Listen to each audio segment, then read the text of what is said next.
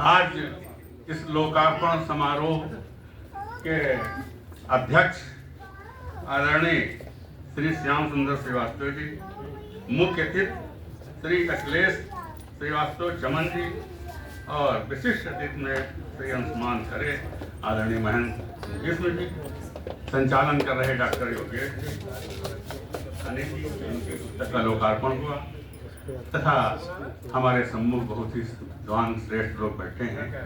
और हम लोग हिंदी संस्थान में आया करते हैं, लेकिन कभी इतना खचाखच हाल भरा हुआ नहीं देखा जितना कि आज। इसका काफ़ी लोग जा भी कर चुके हैं, फिर भी अभी पूरा हाल भरा हुआ है।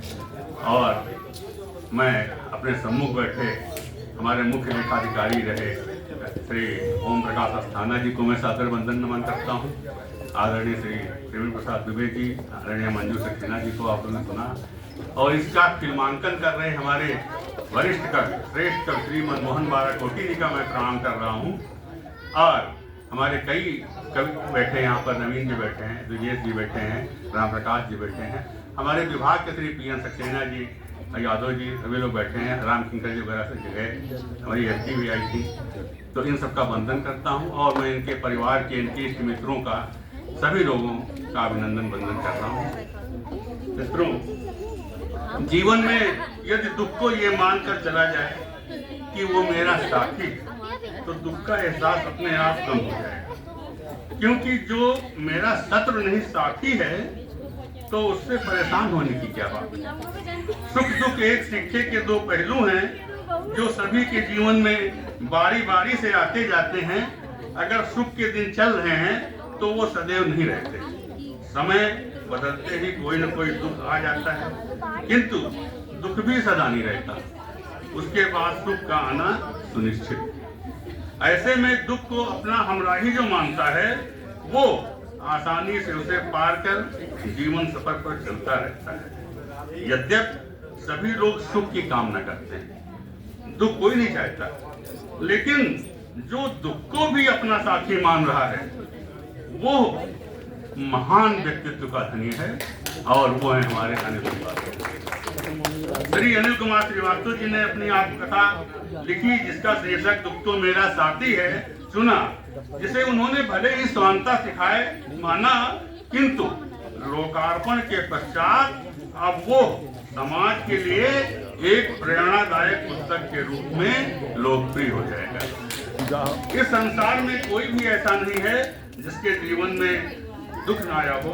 यहाँ तक कि भगवान राम, माता सीता भी जीवन भर दुख से जूझती रही, और उन्होंने अपना दुख को साथी मानकर बिना विचलित हुए आगे बढ़ते रहे। उन्हीं से प्रेरणा लेकर श्री अनिल कुमार श्रीवास्तव जी ने भी दुख को साथी मानकर जीवन यात्रा में संघर्ष करते हुए सफलता प्राप्त किया।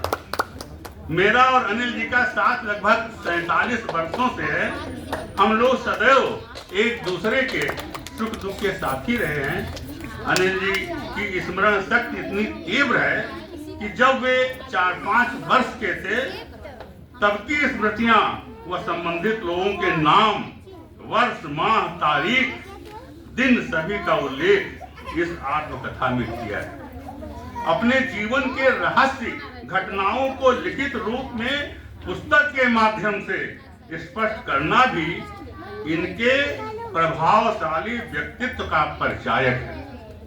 मैं आपकी पुस्तक में उल्लिखित आत्मकथा को पढ़ता गया और लगभग अपनी डायरी में 10 प्रश्न लिख लिया, किंतु ये मैं जानता हूं कि मंच पर अधिक समय लेना उचित नहीं होता है, इसलिए संक्षिप्त में मैं अपनी बात कर रहा हूं। काफी बातें सभी लोगों ने कह दिया है, इस वजह से उसमें भी मैं कम कर रहा हूं, उसको भी काट छांट रहा हूं। पुस्तक के पृष्ठ 67 पर लिखा है कि उनके व्यक्तिगत प्रयास व लगन के कारण तत्कालीन नेता नारायण दत्त तिवारी, मोहसिना किदवई व वीर बहादुर सिंह इन्हें राजनीति में लाना चाहते थे, किंतु इन्हें नौकरी करना था। अतः 10 जुलाई 1979 में उत्तर प्रदेश जल निगम में आपका चयन हो गया, और वहीं पर आपने व मैंने साथ साथ ज्वाइनिंग दी। तभी से हम लोगों की आत्मीयता की अखंड ज्योत आज तक अनवरत प्रज्वलित हो रही है। निश्चित ही हम लोगों का पूर्व जन्म का साथ है। कहते हैं होनहार विद्वान के होश सीखने पर सर्विस के 3 साल बाद ही आपने अपना मकान बनवा लिया। तब लोग किराए पर ही हम लोग रहे थे, लेकिन आपके अंदर इतना चमत्कार था, कैसे बुद्धि थी कि अपने गांव में भी इन्होंने एक पक्का मकान बनवाकर अपने पूंज पिता व माता को समर्पित किया। उसका फोटो भी पुस्तक में दिया है। 6 जून 1985 को वैदिक रीति रिवाज से दहेज रहित शादी की। एक पुत्री शिल्पी व एक पुत्र प्रतीक का जन्म हुआ। और आगे जो कुछ भी दुख हुआ उसके बारे में मैं नहीं कहता हूँ। और इन्होंने एक पद्मजा मेमोरियल संस्थान की स्थापना की, जो सामाजिक एवं अत्यंत पिछड़े वर्ग के कल्याण का कार्य करती है। ग्रामीण क्षेत्र के बच्चों की तकनीकी शिक्षा और औद्योगिक प्रशिक्षण संस्थान का संचालन किया। बच्चे जो कि बहुत छोटे थे, सामने पहाड़ जैसा जीवन था, ये बिल्कुल शादी के लिए राजी नहीं थे, किंतु श्रद्धेय श्री सुभाष सिन्हा जी थे और मैंने बड़ा अथक प्रयास किया, तब ये राजी हुए। और मेरे समझाने बुझाने पर 18 जून 1998 में अनिल जी का विवाह अनीता श्रीवास्तव जी से हो गया। और इस जो अद्भुत खोज थी उसमें मेरी और मेरी धर्मपत्नी श्रीमती शशि प्रभा बैठी है यहाँ पर, उनका विशेष योगदान रहा। हम लोगों ने बड़ी मेहनत किया, 3 साल खोजबीन की, तब जाकर ये रत्न हमको मिला, श्रीमती अनीता श्रीवास्तव जी। और मुझे गर्व है कि हम लोगों का प्रयास जो है सफल नहीं हुआ। हम लोग बहुत गर्व से कहते हैं कि ऐसी गृहिणी होनी चाहिए। अब आगे देखें कि जो कुछ हुआ सब बताया जा चुका है, लेकिन जो उन्होंने अपनी बेटी के लिए अपनी किडनी का ट्रांसप्लांट किया, निश्चित ही उन्होंने वो एक ममतामयी माता के रूप में उन्होंने ट्रांसप्लांट कराया। ये त्याग व अपनापन दिखाकर भारत की आदर्श नारियों में अनीता जी ने अपना भी नाम जोड़ दिया। मैं उन्हें सादर साधुवाद देता हूँ, मैं उनका आदर करता हूँ, प्रणाम करता हूँ। ईश्वर करे इस तरह की उन्होंने एक उदाहरण प्रस्तुत किया।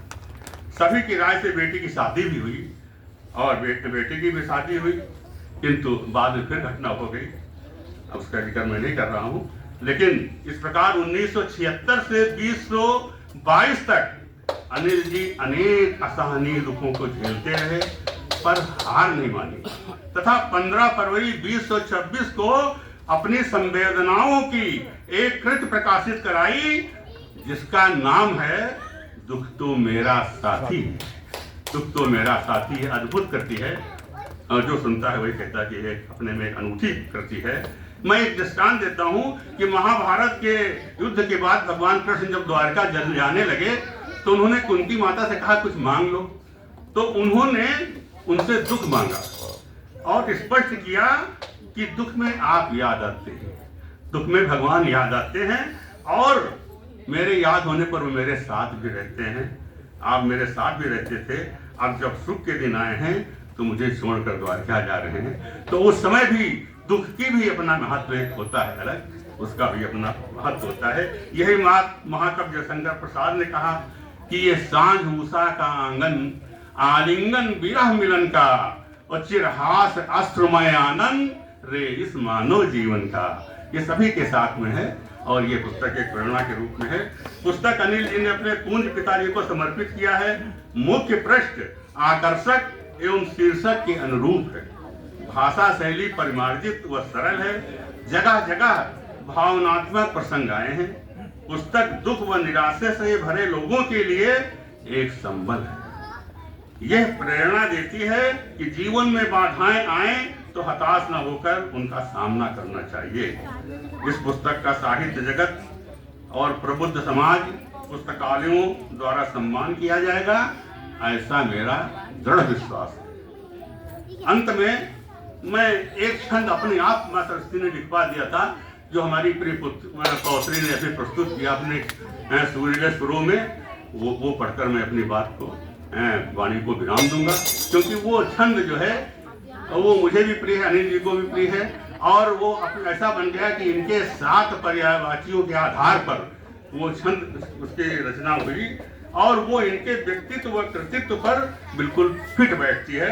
तो अभी पौत्री के मुख से सुना था मेरा छंद और मेरे मुख से भी सुन लीजिए कि उसके बाद मैं वाणी को विराम दूंगा कि मंद मंद पवन के झोंकों का प्रभंजन हो, वायु वेग से प्रबल सबल समीर हो और मारुत सा जग में फूंकते जगत प्राण और हवा जैसी गति लिए सरिता के नीर हो। तो शांत सौम्य गंभीर मधु मुस्कान लिए दूसरों की पीर हेतु मन में अधीर हो और चूकता न कोई तीर सीधे भेद देता लक्ष्य। अनुज अनिल आप ऐसे शूरवीर हो, अनुज अनिल आप ऐसे शूरवीर हो। मेरी शुभकामनाएं हैं। यह साहित्य के क्षेत्र में पदार्पण कर चुके हैं, हम लोगों के उसमें दिमाग हैं। अब ये दिन पर दिन की लेखनी इसी तरह से अनवरत चलती रहेगी। इस शुभकामनाओं के साथ जय हिंद, जय भारत और जय साहित्य समाज।